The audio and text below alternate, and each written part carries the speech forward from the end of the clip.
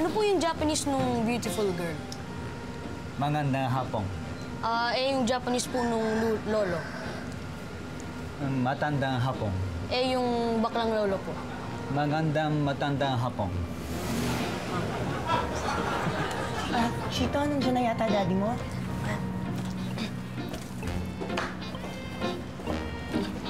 Tay, may mga bisita kayo. Kanina ko pala hinahanap. Robert, sumama mo dito sa loob.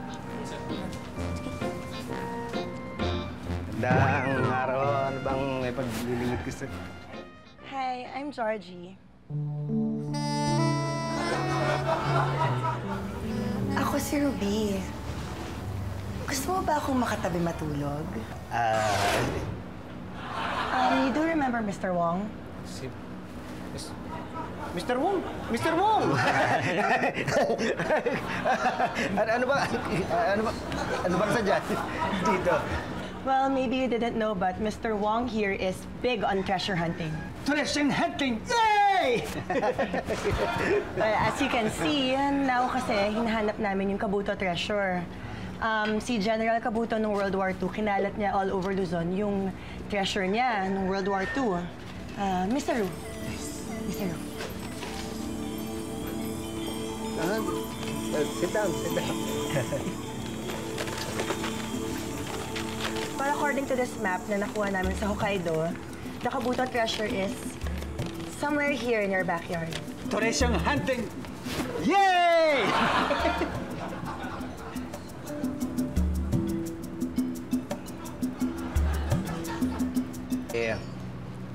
Mag-uukay kayo dito sa bakuran namin.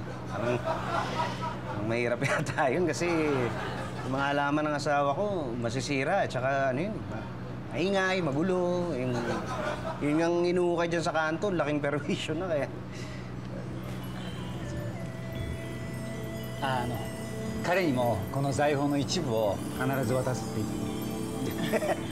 Mr. Manaloto, we assure you na we're gonna give you a fair share of whatever it is that we're gonna find. Hindi naman sa pagmamayabang, no, pero parang, parang hindi ko na siguro kailangan ng kayamanan. Ito nga kasing binigay ng Diyos, parang sobra-sobra na sa amin. Hindi namin lang magagawin eh. Mas okay na yung tahimik, yung ganito lang. Are you sure? Oo, pasensya na. Well, in any case po na you change your mind, here's my card. Just give me a call na lang po. Sige. Sige. Salamat. Thank you, Mr. Wong. Well, go ahead po.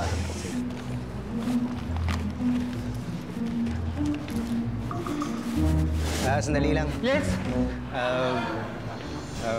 Kasi hindi ko man lang kayo na alok na kumain. Baka gusto niyo kumain. Baby, Maria? Yes, sir. Paggandahan sila ng pagkain, kakain mo. Apo, sir. Sige po. Alis muna ako at papasok pa ako sa opisina. Pasensya na. Sure. Hintayin niyo na sila. Sige. Thank you po. Salamat. Sige po. Anytime, anyone, anyhow. Halika manood at sumigaw. Anywhere